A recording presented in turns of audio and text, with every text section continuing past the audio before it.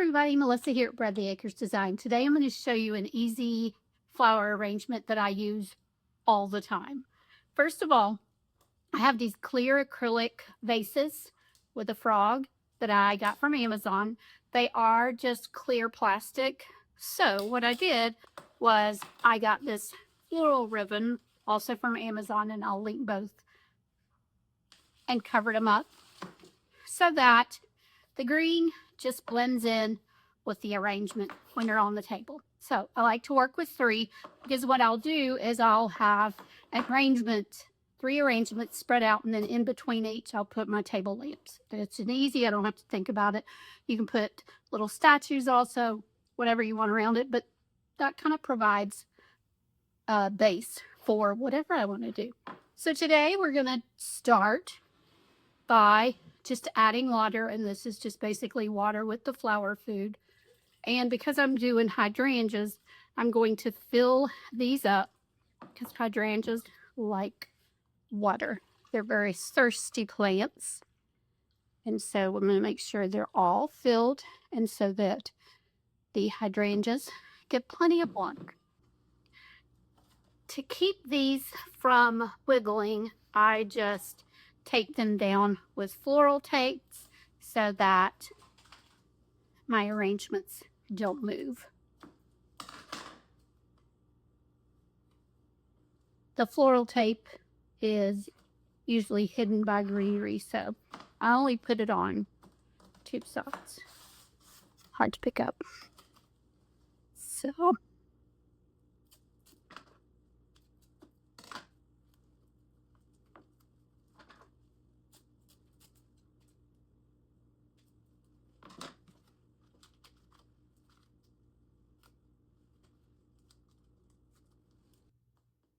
I like to make my arrangements on a Lazy Susan so that I can make sure both sides, all sides actually, look good. And so I'm just going to start with one and show you, and then I'll make the others and show you all three. Now, what I'm doing, because I'm doing hydrangeas, I use alum powder to extend the life of the blooms. I tried all sorts of things to revise my hydrangeas once they get droopy. Hot water, cold water, ice, upside down, spot it all, whatever trick I could find on social media. I tried it. Didn't revive them. So this is my tried and true. And what you're going to do is I just pour some in a little ramekin or whatever you have, and then we're going to dip the ends. But first, what you're going to want to do, slide that out. Hydrangeas are woody stems. There's several different tricks. You can smush the ends, make sure you cut them in a 45-degree angle, all of that. Now, because this is not very tall, I'm going to cut these pretty short, and I'm going to cut them at a 45-degree angle. All those of you who I may have taught over the years, hopefully you remember my math class and remember a 45-degree angle. And then what I'm going to do is I'm going to use these very slim trimmers, and I'm going to cut the wooded stem so that it comes into two parts. And what this does is this allows the water to get up in that woody stem. My grandmother used to smush the stem. If you wind up having a thicker part, because I did that time, you could snip it again. So this one has 3 snips. And what I'm going to do is dip it in the alum powder. And then I'm going to insert it into one of my holes. Now, I had some hydrangeas last 14 days doing this method, and I was kind of so shocked that they lasted that long. Again, 45-degree angle. Then I'm just going to snip. That was a much undercut. Swirl and dip in my alum powder. You can kind of see the white powder in the end. And I'm going to start with 3 hydrangeas to do this. Then I'm just testing. I'm holding it over here. I don't know if you can see this, to see how long I want to do them.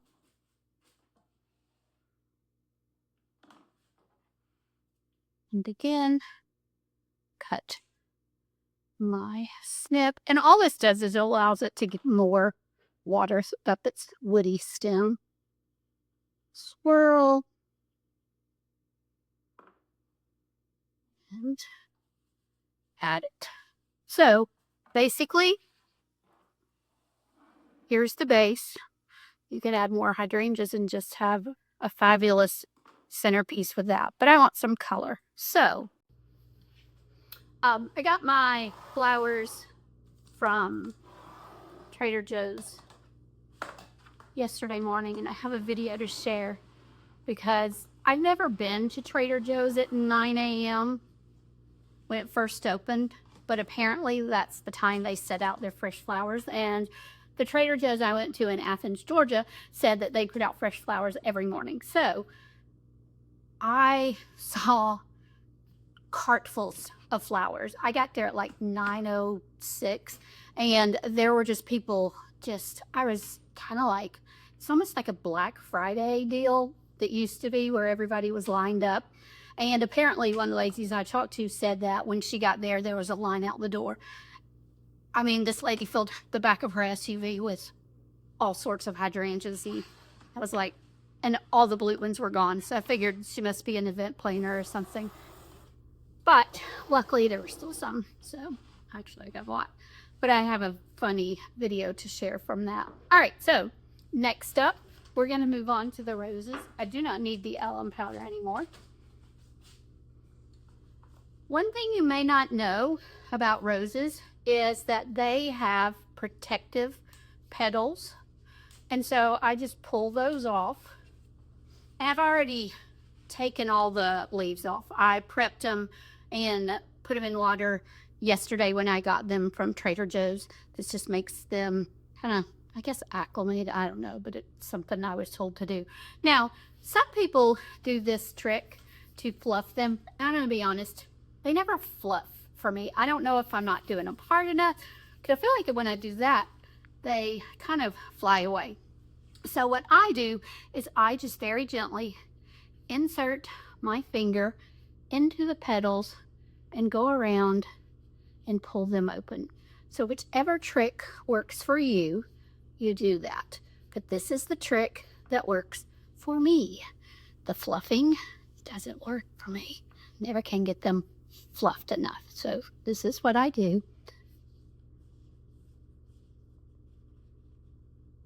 And roses are pretty hardy, so you can just go in and pull, and there you have a pretty fluffy leaf.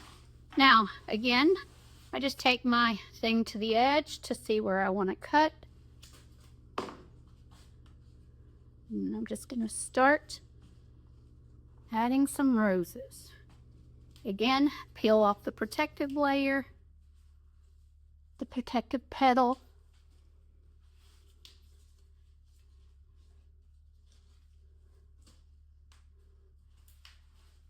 And you can fluff, but see, that's what happens. And then, oh, that one kind of fluffed, but still, that center, I could pull it out more. So I'm going to go in and pull that.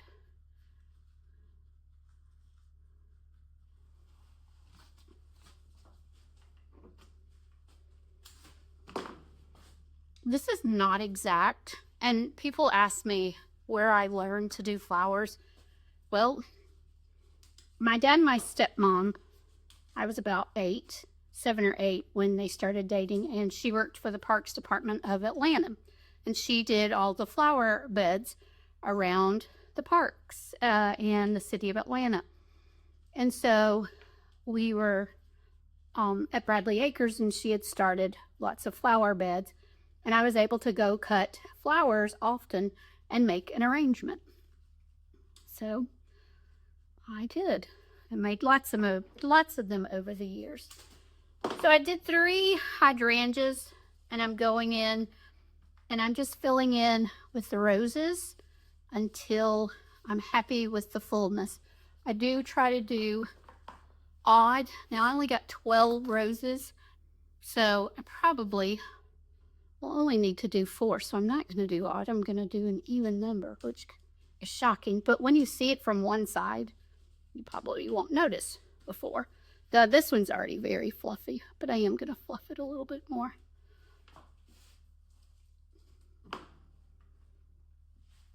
The roses I am cutting at a 45-degree angle as well.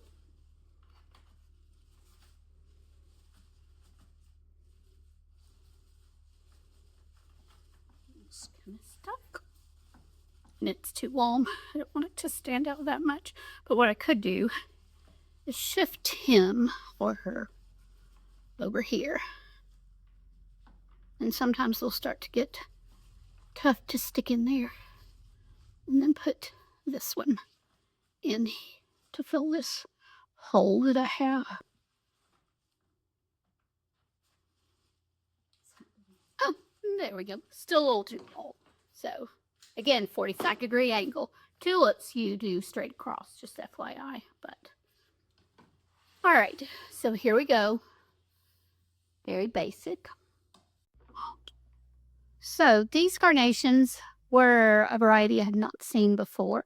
They're kind of a two-tone gradient. There's white at the end and this darker. And the flowers, the petals just kind of look like butterflies and fluff. So we're going to use these and just tuck in.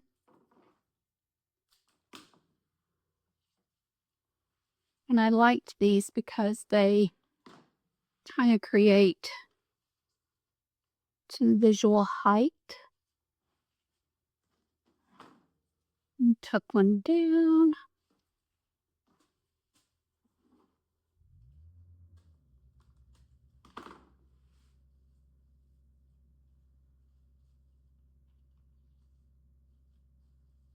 Go in, he disappeared.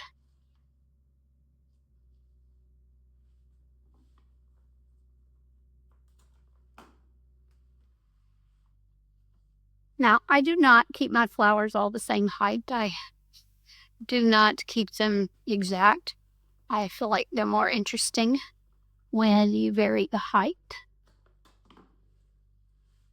And I'm going to do 3 tall sections to give that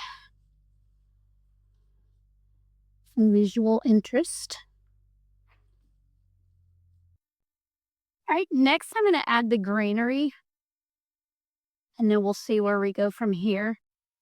One of the things that some people like is they like to leave the leaves on the flowers. Well, the leaves take water, and so you may be taking some water away from the flower. So I just use greenery, and you can get all sorts of interesting shapes. And this is Star of Bethlehem, which I love. They're simple. So we're going to start with the Star of Bethlehem. Anything that gives texture. Let's see. How do we want those? So I'm going to start a long piece just to see how I like it. Hope I can find a slot. All right. So I think he needs to be a little shorter.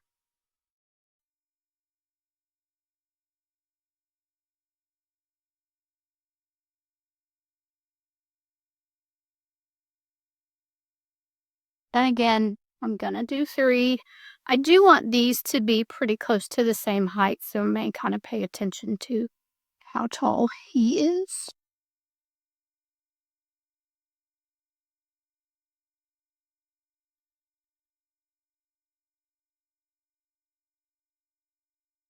So that, sorry, normally I can lift these out.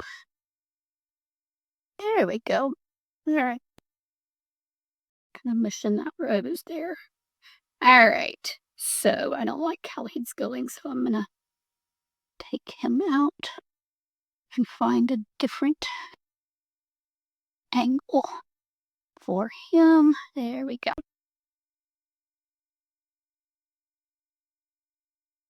And the third one, look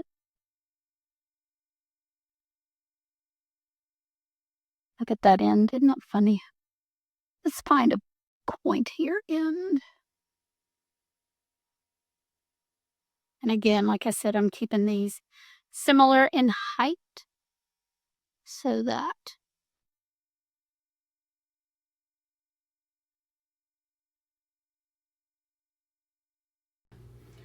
all right, so I've added my Star of Bethlehem. I think I'm going to add some more carnations.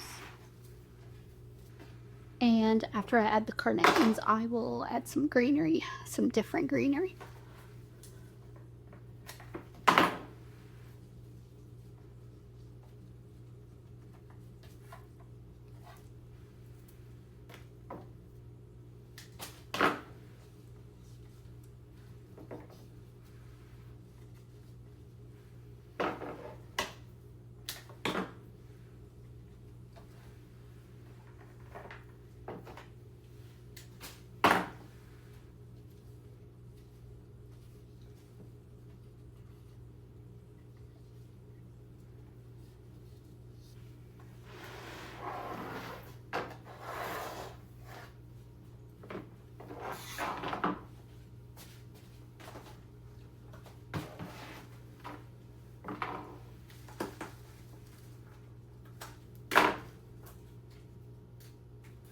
Now for these, I just trimmed a little 45-degree angle and I pulled the leaves so that the leaves don't make my water messy and suck up the water that the flowers need. And it keeps your water fresher longer.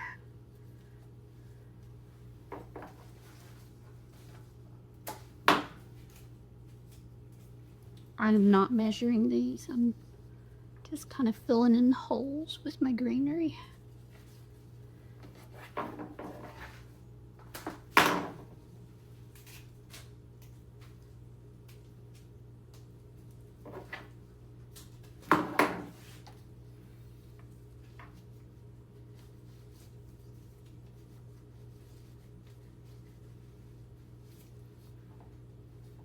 Let's see. Need some to fill in that hole. Basically, with the greenery, I'm just filling in holes, which is kind of ivy green and blue as a neutral. So I am putting them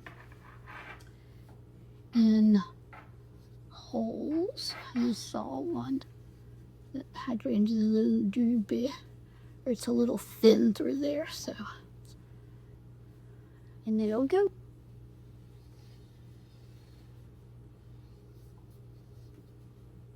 One done.